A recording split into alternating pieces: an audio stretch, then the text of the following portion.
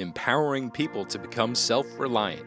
That's a mission of ESR, a community action agency and United Way agency that was launched in Winston-Salem, Forsyth County in 1964. Today, ESR helps people help themselves through a variety of community impact programs: housing, self-sufficiency, financial education, tax programs, asset building, and home ownership. The mission and vision of Experiment in Self-Reliance is one where we work with individuals to be empowered to be self-reliant long-term. It's an agency that's been in the community for more than 45 years. Many years ago, in 1964, there were community leaders that looked into the community to see what types of services would be needed, what are the gaps in terms of providing services for people in need. Winston-Salem Foundation was among the earliest funders of ESR to help them be established back in the 1960s. Well, our United Way has had a very long relationship with ESR. That ESR is one of our strongest partner agencies, has been doing good work in the community for all the way back to 1964. So at that time, in 1964, a lot of emergency assistance services were provided, very similar to the Salvation Army or the Crisis Control. We were one of those entities in the community that provided one-on-one counseling and interaction with individuals. I think this is the 45th anniversary year for ESR. It's a good time for everybody to think about what was happening 45 years ago. That was the era of John F. Kennedy and Martin Luther King, and later on Lyndon Baines Johnson.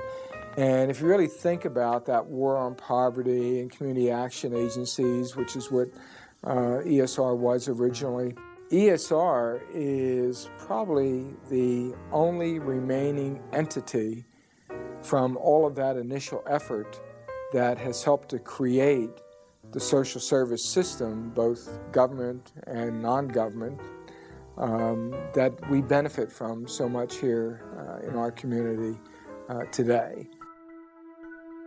ESR has a steady, long-term history of being able to provide training, educational opportunities, assistance to help people regain the footing that they need to be productive citizens in our community. Now more than ever, we see people that are coming to us. Over the last 10 years, we've seen a phenomenal growth in our services, mainly because of the economy. A lot of people are either underemployed or not employed at all. A lot of people are not necessarily in adequate housing. So we've seen the programs evolve as well as grow over the years, primarily based on the critical needs in our community.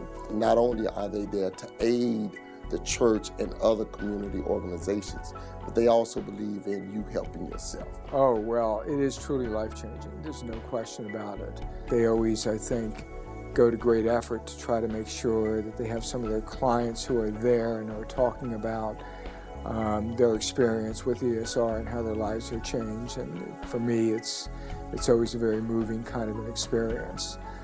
I was homeless for 15 years.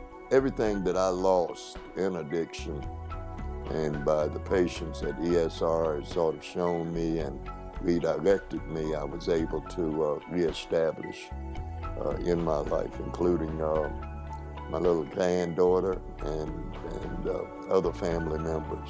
And these are people who, again, really are making an effort to become independent, but they need that helping hand, they need that boost, they need the support when they fall down. And ESR is certainly one of the primary agencies in the community that does that kind of work. As the economy changes, we see the needs for individuals that need more financial assistance. We see the needs for individuals to gain additional education so that they can seek better employment. So there's a variety of things that really determines the changes and the dynamics. It helped me achieve getting permanent housing, having steady employment after leaving the program and being established, as having my own apartment. I was given the opportunity to work for ESR. Not only are we growing an individual, we also are growing our community. And so the work that ESR does to help move people from perhaps transitional housing towards more self-sufficiency through housing and other programs and projects is in keeping with what the foundation values. Self-sufficiency is one of those programs wherein we do an assessment to examine the needs of an individual. We look at it holistically as it relates to their budget needs, their family needs, their educational levels, their home level, their home environment, and so forth. All goes into play as it relates to our self-sufficiency program. One of the programs that I find to be very effective is the housing program. There are many people that come and talk to me about housing as a pastor, and there are many things that the church can do, but there are also great limitations. And so what we do is we network with ESR, we make referrals there, and ESR has been tremendous at taking the needs of people, facilitating their needs, and making sure that placement is done with many of the residents that go there. Our transitional housing program, we serve the working homeless. These are individuals that may have been evicted for whatever reason. They may have experienced a house fire. A number of catastrophic things could happen to an individual as it relates to housing. My first assignment there was managing the Beaver's Cottage, where I was a client, and I did that for a year, and then I came here when they opened up the program here, which is the pilot program for the 10-year plan to end homelessness, and I've managed this project for about 3 years. We have also funded the IDA program, which helps people move to become first-time home buyers, and that is in keeping with part of what the foundation is interested in terms of community development and home ownership. That particular program empowers people towards home ownership. They go through a training program wherein they understand how to get a house, but more importantly, they understand how to keep their home. To educate people on how to manage their personal finances and let them know that they can make out a budget, they can save money for a down payment, and that they can actually own their home, own their home is joy. Last year with the housing bubble and the stock market crash and recession, our default rate on our mortgages was only less than 2%. Just knowing myself from my family coming through the program here, I know that every single day we're learning something new, and I know it's because of what we initially learned here. And I was given the opportunity to become the first success coach in IDA program, which enabled me to help other people.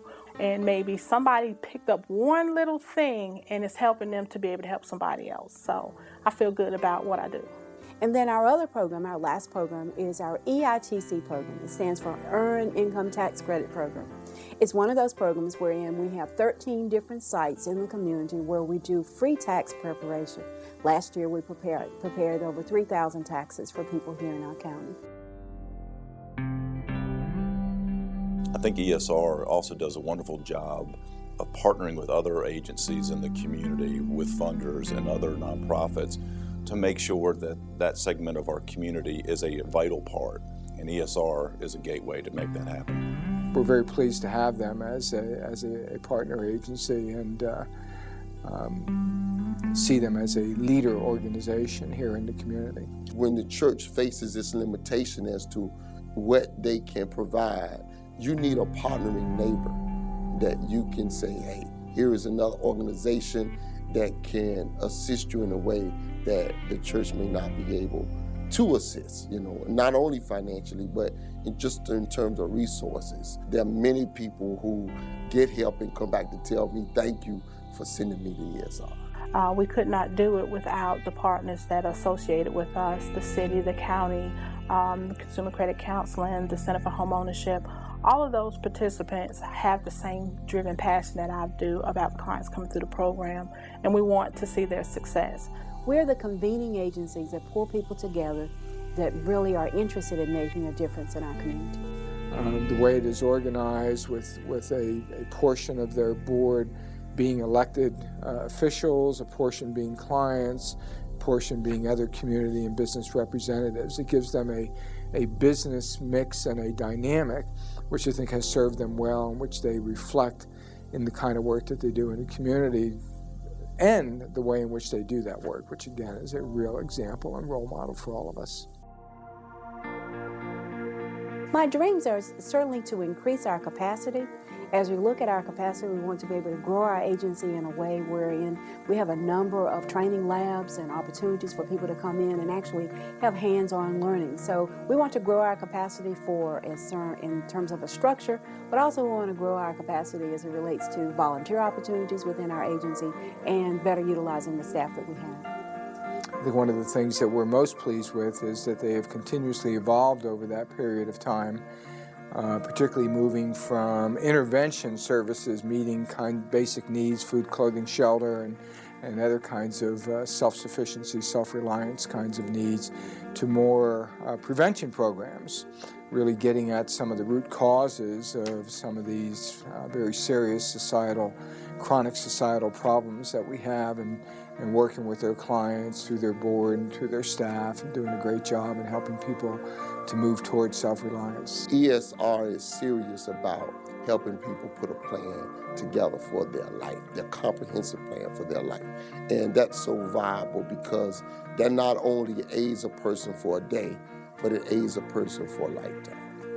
The success of our program really has grown in a remarkable way. I mentioned before that we started in 1964. The fact that we're still here is certainly a success by itself. But certainly what we've seen is 98% of our people still are involved in educational opportunities. 98% of people actually participated in educational opportunities and came out with a certification in a new field. I think ESR has a proven track record and an ability to reach out and serve a population that oftentimes is overlooked. And they have built tremendous trust throughout the community in terms of their services they can provide, both from the individuals, their clients that they serve, but also with the providers and funders in the community. We know that investments in ESR will pay tremendous dividends going forward for our broader community.